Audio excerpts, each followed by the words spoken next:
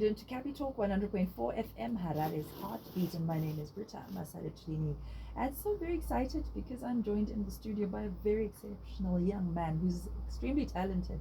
I always say, and I've got envy for kids doing things these days because it's like they've got options, they've got stuff. and I don't say I'm green with envy. I'm actually quite excited and anticipating good things that are coming from this young generation that has really got information at their fingertips and they're doing stuff. They're really movers and shakers in their own right. And so I'd like to welcome to the studio this morning a young man who's doing his own thing and is rising. I think he's a rising star. His name is James Gwatizo and he is 17 years old. How are you, James? And welcome to Capitalk. I'm fine. How are you, Auntie Brita? I am very, very good. And of course, perhaps you could tell us a little bit about yourself, what school you go to, and what level you are doing right now. Okay, so my name is James Tichaendepi. I normally don't use Gwatizo, Okay. but I'm still James Gwatizo. So my name is James Tichaendepi. I'm 17 years old. I go to St. John's High School, Emerald U. I'm in Form 5. I do a combination of IT, business studies, and travel and tourism. And I'm an aspiring journalist. I'm a media enthusiast. I also love technology stuff like my computers and stuff. Tell me something about that combination of subjects that you've picked. What got you to decide on those specific ones? Okay, so what got me to decide on those subjects is when I was writing my Form 4, right? I say to myself, I want to think ahead before even we start writing the exams. And I said, what exactly do I want to do? But I realized I had no clear picture. And I said, no, what should I do? I started searching for people who could help me with career guidance, And then I had three thoughts in my mind. Either I do what we call mechatronics engineering, or do something to do with computer science, or maybe try something in journalism and media and stuff. I was confused between the three. Right, I was doing sciences Form 4, but they were so hard, and I said, no, I'm never going to do these things again. If they are hard at ordinary, what more at advanced? Like we were saying, good things don't come easy, right? Yeah. But you just brought up something which I'm like, what is that? Mechatronics engineering. Yeah. What is that? It's a combination of mechanical engineering and computer science. So it's basically like making my mechanical systems. Then you power them. My computer systems, you use them to control like ABS per motor, my controls per motor. That's actually mechatronics. Oh, nice. Because I always wondered what that was. They've got all these things, they come flashing up on your dashboard, and you're thinking, oh, my car's in trouble. Yeah. The fact that you're able to come up with that kind of stuff, that's incredible. And so you pushing, have you actually decided you're going to be doing that as, part of your own career choices? I'm not gonna do that. You decided no. No, because my father Rwanda it was physics. Physics was so hard for me. Physics is something else, isn't it? But interestingly enough, even if you've got a scientific brain and it's not in the classroom, you will still exercise some of those skill sets out of that particular domain. Okay, I actually think schools can be very unfair. I know. I know I do a lot more engineering outside of school than I do in fixing things. And so for the other subjects that you chose, right, they're actually quite interesting. What about business and also travel and tourism? What's your interest in that space as well? Okay, so business, I just need an understanding of business because out there you need to know how the economy is working. You need to know because one day you can be a manager of your own business. You need to understand, you need to have that basic understanding of how it works. Then travel and tourism. I wanted to do geo, but unfortunately I got a D in geo, and the other option was travel. I said, no, I'm taking it plus. I know my calculations. I was running away from Zagawanda, Yeah. Yeah, so you're an artist to some extent. But it's all good. I think everything in its time and in its place. Because we all know what our geniuses are and what we're inclined to want to pursue in our lives. And the thing that I keep on saying that I envy this generation of children because you guys have choices we weren't given choices. I remember I went to school, like, you're going to that one in that class, and I'm like, no, I don't want to go to that class. I want to go to that one, and they're like, nope, you are doing that. So it kind of was dictated to us. Yeah. And had we had the strength and stealth to argue some of these things, I think I'd have been doing other things as well. But now let's come to something that's quite interesting and that's quite prominent with you. You're somebody who seems to enjoy debate, high school debates, and public speaking.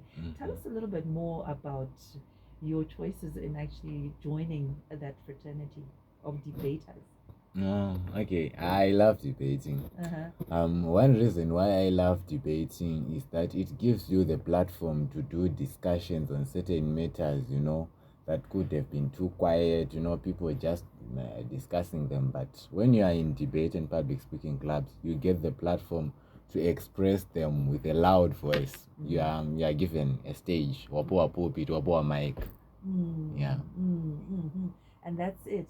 When you're debating, what are probably some of your favorite subjects to debate? Maybe drug and substance abuse, gender equality. I also like the topic that says, is school just a waste of time, or maybe it's not confirmed, it's not, in line with the real world out there. I like that topic as well. Can you just maybe give us a hint in summary of what your say was when it comes to school issues? Because we've talked about this here. I think we've had this conversation with last year's students at some point with regards to how school plays a role in the world to come. So what's your summary of that? Okay, looking at it without bias, right? With balance.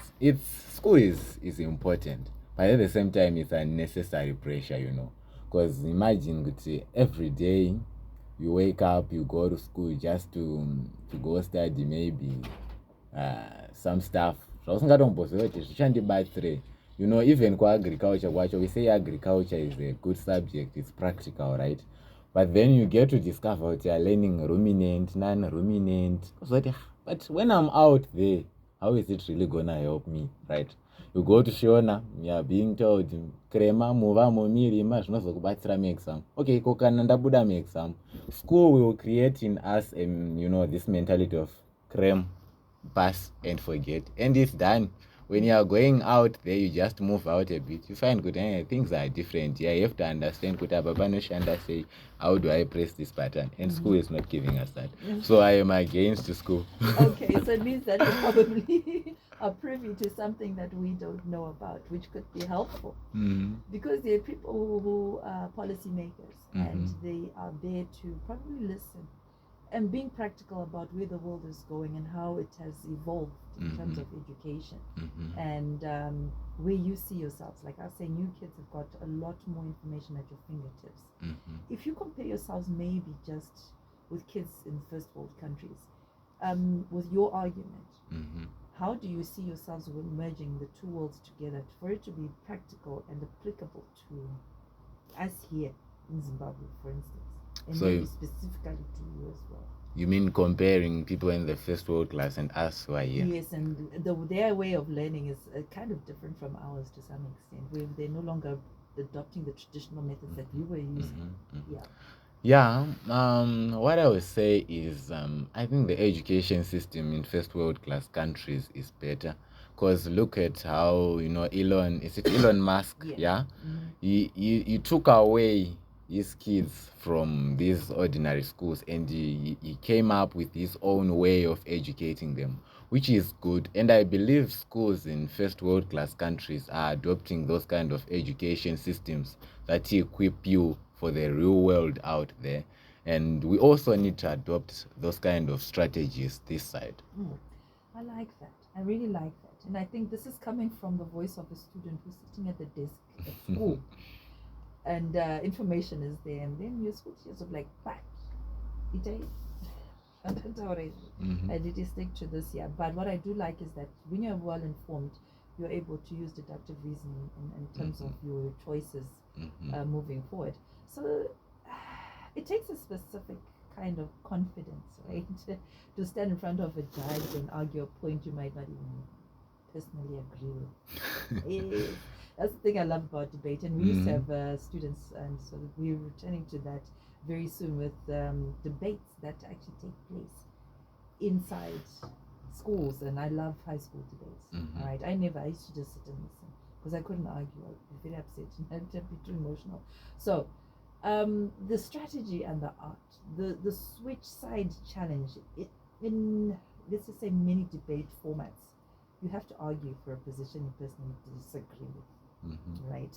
How do you find the logic in an argument you don't actually believe in? So this is for someone who's probably interested in getting into debate. Yeah, you have to improvise, because there are situations whereby you really know, right, that gender-based violence is bad, and you are put on the affirmative side of that topic. You have to support it. Yeah, you have to improvise, you have to be strategic. It's now no longer about you having a lot of information, you read this book, you googled. It's now like being strategic, right?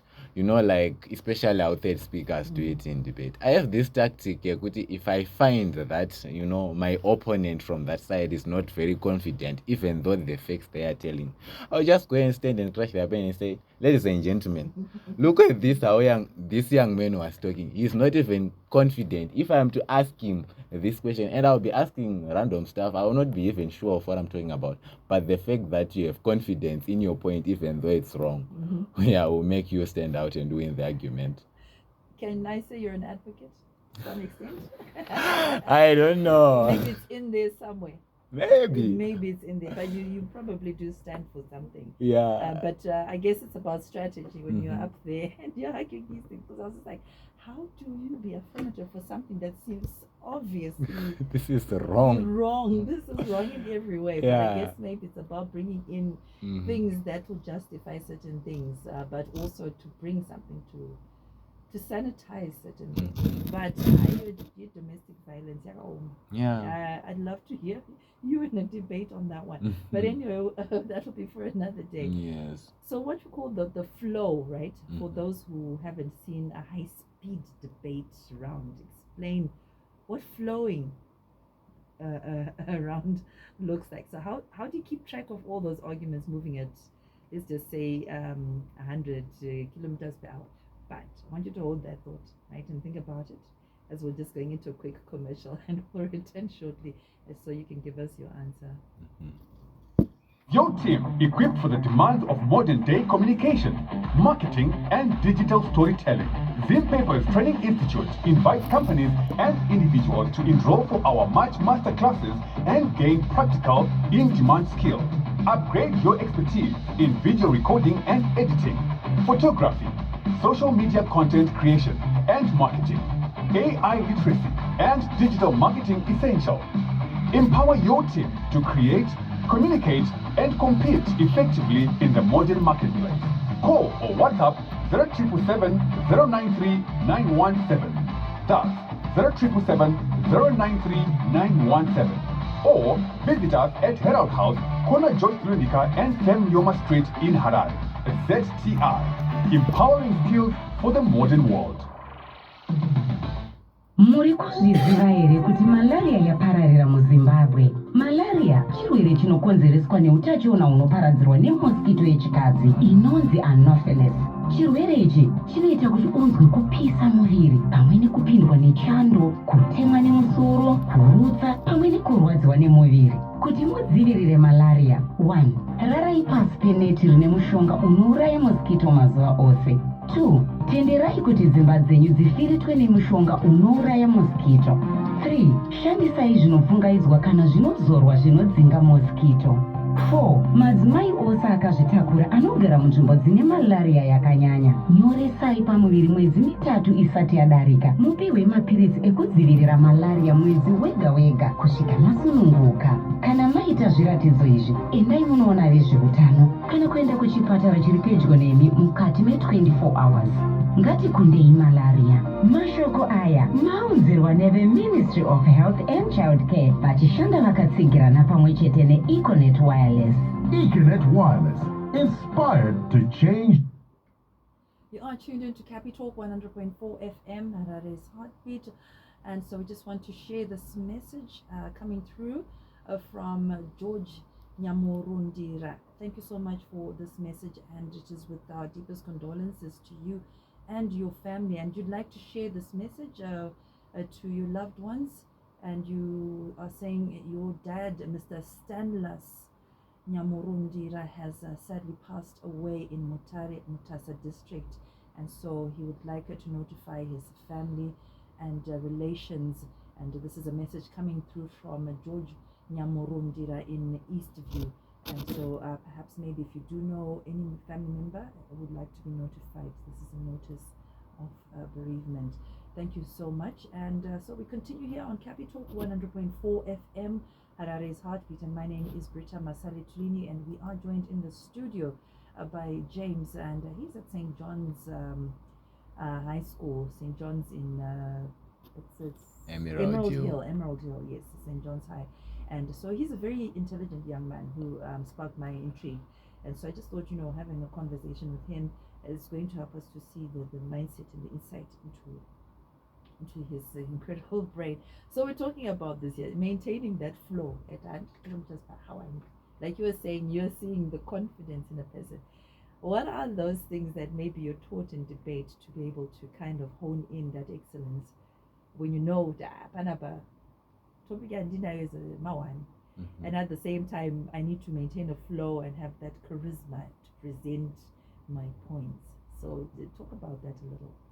Okay, so when we are in debate at my school, usually we do debate sessions, and we are taught how you stand out in debate.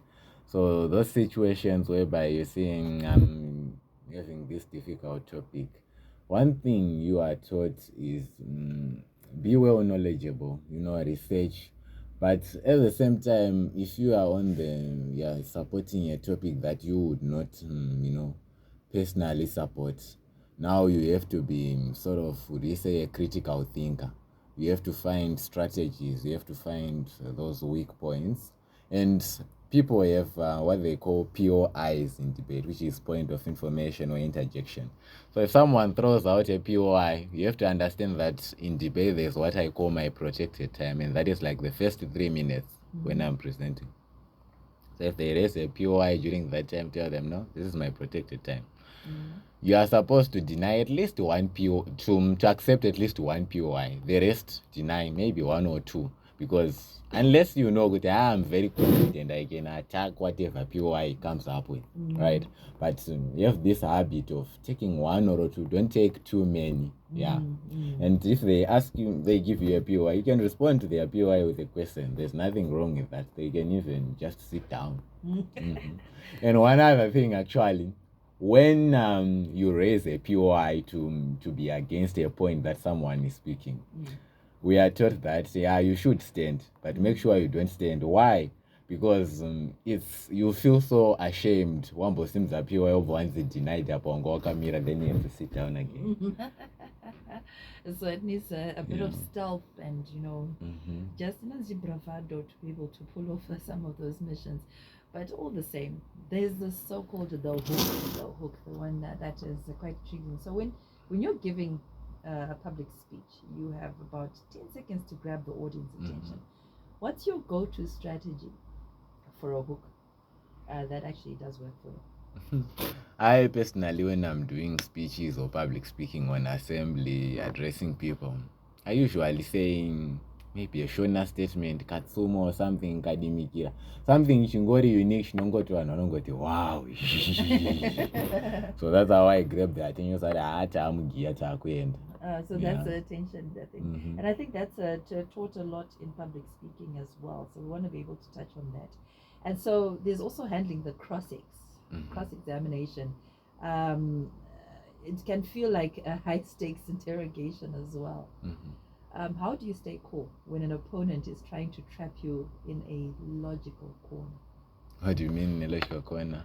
I guess maybe they've got a statement that puts you in a bit of a predicament, and your heart skips a beat, and now you're thinking, you just have to find something to say. Yeah, even if zvichizokushatira iwe uzooneka kuti ndiwe wadyiwa, it's part of the process. You're learning. Yeah. Munomboita hasha here? A lot. Debate is about emotions. My emotion iwayo yakatokosha.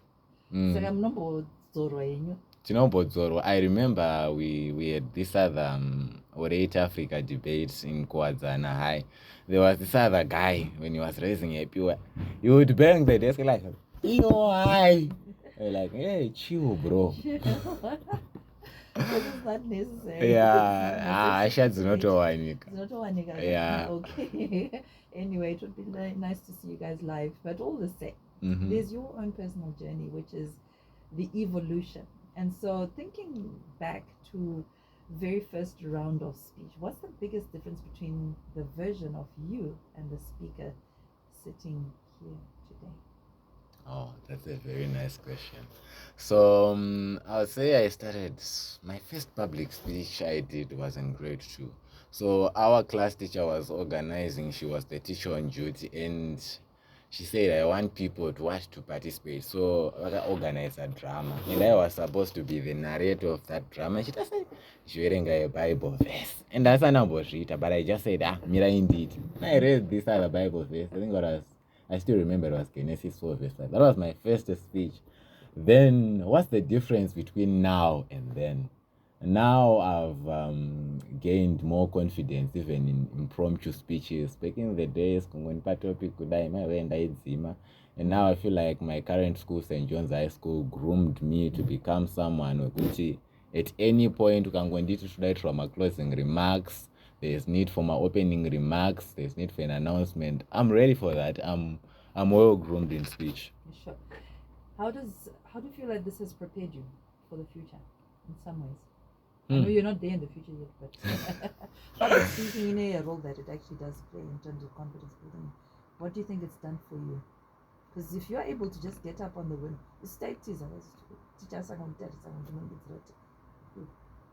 but for you, it seems like you're very confident about that. I feel like it opens doors up there because when you're a public speaker, I feel like stand out because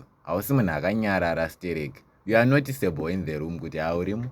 So it helps you if maybe there's a job right? Others are actually keeping quiet, they are waiting, maybe the boss is shouting. Ukangosimdzorwa kati boss ndabva kwakati ndanchikumbiro what not panapa zvinofamba sei. I feel like izvozvo zvine uniqueness kazvinazvo and to help you somewhere somehow to stand out and be seen by that boss. I think that's very important, and that you'll actually outdo a lot of people just because you've got a skill set that others might not have. And public speaking is one of those which I really appreciate. I don't know if you know Blessing Mandela. Yeah, I know him, the School of Public Speaking Zimbabwe. He's been on our show a couple of times, and he really just pushes that because it's not bad, I guess, in a way to be able to converse. Because what we want is effective communication. Yeah. And communication skills are like high on the list when it comes to job seekers really outperforming others. Yeah. And so let's look at also the recovery. Every speaker has had a moment where they lost their place or stumbled over a word. And so can you tell us about a time things went wrong and how you recovered on a fly? If ever. Yeah, it happens. Hakuna public speakers right? So I think back in the days when I was still at Mureo High, I think I was in student Form 1. So I did a speech that, pleased many teachers. And so this teacher said, I want you to do Pawikrande and Ripajut. And I didn't take it seriously. So I actually go to school, Tapa Assembly actually calls me to present. I'm like, hey, I go. And this period where I get the end. Then I'm there, I'm stuck. I just say a few words about the topic. Ana Irukurova. I just go out and the teacher was just like, he's just emphasizing on the point that let's be careful in terms of respecting our elders. But to be honest, I don't think that can put out in a sense. And those days in the Sunday, that high confidence and got in the nazo, I can do it. So I think lastly, we want to be able to look at this here because I know most kids might also be shunning it. And even when boss CEO, chairman, the final pitch for a student who's terrified of public speaking, but considering joining the team, what's your best closing argument for why they should give it a shot? Okay, so the fact that they want to join, but they already know their weakness, I'm a quiet person, whatnot. I know a lot of people who are quiet people, but the moment you get in, you'll be exposed. Like, there's this other statement that says, and if you are surrounded by 5 rich people, you are the 6th one. I know some people argue with it. They say it only happens with bad stuff, but I say it also happens with the good stuff. If you are surrounded by 5 rich people, you are the 6th one. If you are surrounded by 4 corrupt people, you are the 5th one. Right? So the moment you get in, you say, but public speaking and debate ndoda kuenda. Unotozoona watohakira. You are now in the spirit. Wakutogona munhu akutoargue, and you build your skills step by step. These things are not about talent. You can be a very good public speaker because it's about consistency. Yes, somebody may be talented, but I'm going to go beat one and get hard work and consistency. Yeah. I think you need to be speaking a lot more to encourage people to actually hone in their skill set. Just because a lot of people are not confident, to be honest, and it's not easy to stand before a crowd. Because I think it's I don't know if it falls at number 1 or number 2 of people's biggest fears on the planet. One, which is death, loud noises, and then public speaking. Yeah. What are those 3? I know that I feared loud noises and public speaking. But you're now on radio. I'm now on radio, but trust me, someone had to put the fire under my feet for me to actually jump and get into it. But you know what? I'd like to appreciate you and to thank you so much for coming to Capitalk. I know our time is up, but we're looking forward to more conversations with you at some point so that we can encourage other youngsters to also get into the mix of things. Focus on but please also just go and admonish your friends at school and your teachers as well, and implore them to also just before thinking excited about life. But we want to appreciate you. Thank you so much, James, for coming through. It was indeed an honor. Thank you. We want to appreciate you so much, and we will have more conversations. It is Capitalk 100.4 FM, Harare's Heartbeat, and my name is Brita Masalethuni, and I'm hoping that has kind of given you something to look forward to. All right.